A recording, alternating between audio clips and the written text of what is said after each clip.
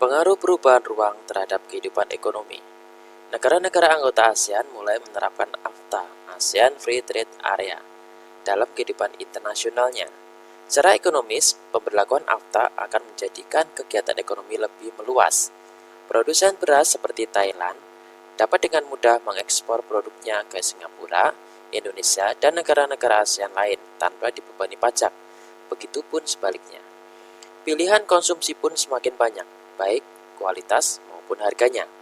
Kerjasama negara-negara ASEAN ini mendorong terjadinya perubahan tatanan kerjasama antar negara dalam bidang ekonomi. Persaingan dalam kegiatan ekonomi menjadi lebih ketat dengan adanya kompetitor dari luar negeri. Kegiatan produksi yang dilakukan oleh produsen atau pelaku kegiatan produksi suatu negara ASEAN akan dapat dengan mudah dipasarkan ke negara lain dalam lingkup ASEAN. Contoh, Indonesia dapat dengan mudah dimanfaatkan oleh petani di Thailand dan Myanmar. Produk elektronik Singapura dapat lebih mudah diperoleh oleh masyarakat di negara-negara ASEAN. Kerjasama ASEAN menjadikan proses distribusi menjadi lebih jauh jangkauannya. Barang dan jasa yang dihasilkan oleh produsen sampai ke tangan masyarakat atau konsumen melalui distributor. Perkembangan teknologi transportasi dapat memperpendek jarak dan waktu yang dibutuhkan untuk mendistribusikan barang atau jasa sampai ke tangan konsumen. Lautan luas tidak lagi menjadi penghalang untuk mendistribusikan barang dan jasa. Kemudian, kemudahan distribusi ini sangat menguntungkan pelaku kegiatan ekonomi dan memungkinkan mereka mendapatkan keuntungan yang lebih besar. Kegiatan distribusi antara negara dalam bentuk ekspor dan impor yang melibatkan dua negara atau lebih identik dengan pergerakan barang atau jasa antar negara. Kegiatan ekspor dan impor ini menunjukkan adanya interaksi antar ruang negara yang satu dengan negara lainnya. Kegiatan produksi dan distribusi bertujuan memenuhi kebutuhan masyarakat sebagai konsumen. Konsumen adalah pengguna barang atau jasa yang telah diproduksi oleh produsen dan distribusikan oleh distributor. Pengaruh konversi lahan pertanian ke industri dan permukiman terhadap perubahan ruang dan interaksi antar ruang. Reklamasi adalah alih fungsi lahan pantai menjadi daratan. Reklamasi tersebut disebut salah satu bentuk alih fungsi lahan yang disebut konversi lahan. Biasanya, mengubah area pertanian menjadi area dengan kegunaan lain, misalnya menjadi pemukiman atau industri. Konversi lahan menjadi fenomena yang sering dijumpai di negara-negara ASEAN. Konversi lahan pertanian sering terjadi di negara-negara ASEAN dengan laju pertumbuhan penduduk relatif tinggi, seperti Indonesia, Malaysia, Thailand, Vietnam, Laos, Kamboja, dan Filipina. Konversi terjadi terutama di daerah pinggiran kota ataupun area persawahan, yang letaknya berdekatan dengan fasilitas umum, seperti di dekat pasar. Konversi lahan pertanian bersifat menular, artinya ketika satu peta lahan tanah dikonversi, lahan pertanian di sekitar peta tersebut juga rawan dikonversi. Hal ini berpengaruh terhadap keberlangsungan kehidupan masyarakat di daerah tersebut. Pengaruh konversi lahan pertanian menjadi lahan industri.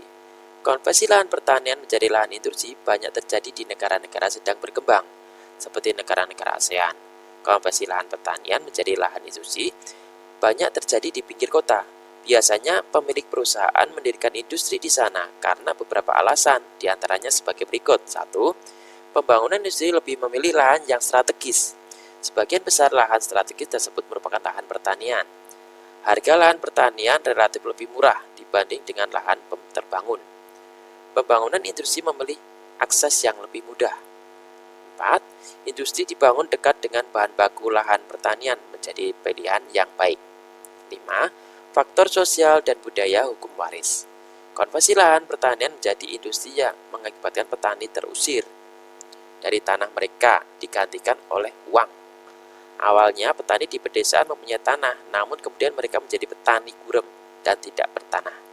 Kondisi ini membudaya hukum waris yang berorientasi pada nilai uang. Anak-anak petani tidak lagi diwarisi lahan pertanian, tetapi diganti dengan pembagian uang hasil penjualan lahan pertanian, mempengaruhi sistem sosial.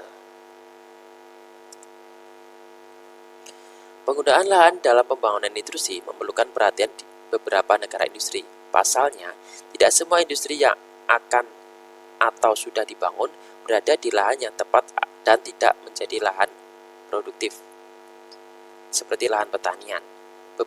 Berbagai masalah akan timbul akibat konversi lahan dari lahan pertanian menjadi industri, antara lain: 1. Lahan petani berkurang yang membuat produktivitas pangan dari pertanian menurun.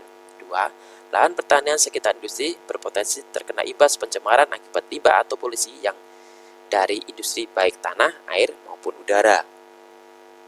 3. Konversi lahan itu menular yang mengancam ketersediaan lahan pertanian. Pengaruh konversi lahan pertanian menjadi lahan permukiman.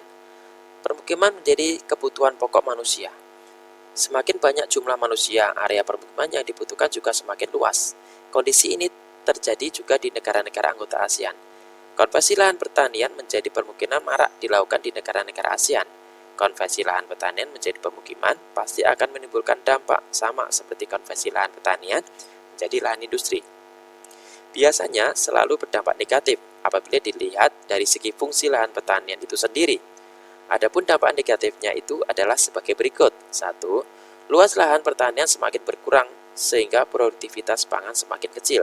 2. Petani dan buruh tani kehilangan mata pencahariannya. 3. Hilangnya lahan ruang terbuka hijau atau RTH. 4. Berkurangnya lahan resapan air.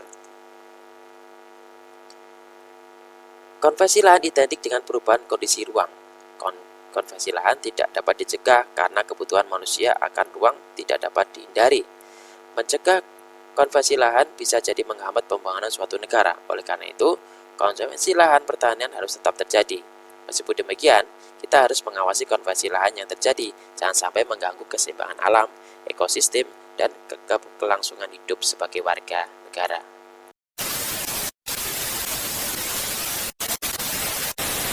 Demikian tadi video pembelajaran hari ini, semoga bermanfaat.